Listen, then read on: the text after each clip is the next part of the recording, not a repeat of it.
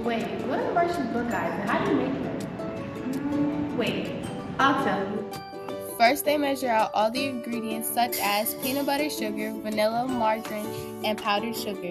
Then they mix it up in a big Hobart 30-quart mixer.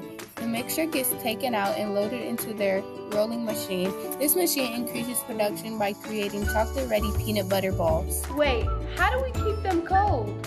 I don't know. Let's see. Pallet quilts.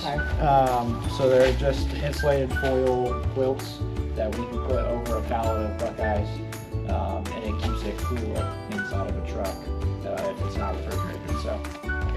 Wait, how clean is the place? I don't know. Let's find out. My goal was, I wanted this place to be pristine, clean. Cleanliness is my biggest thing here. So that's where, from when I started, from now, it's a different world out there. You can go out there and eat a Buckeye off the ground. I don't recommend it, but that's how clean it is out there.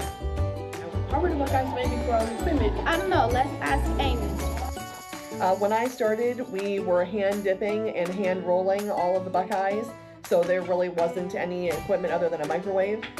So over the years, we've added things like a chocolate melter that melts all of our chocolate, keeps it a nice, even, warm temperature.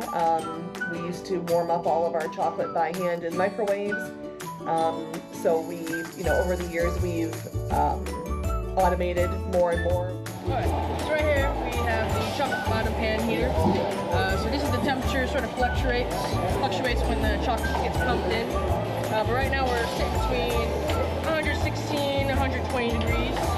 That's to keep the chocolate smooth, and it won't burn. Wait, stop running. That's not safe. How do we ensure that the product's safe?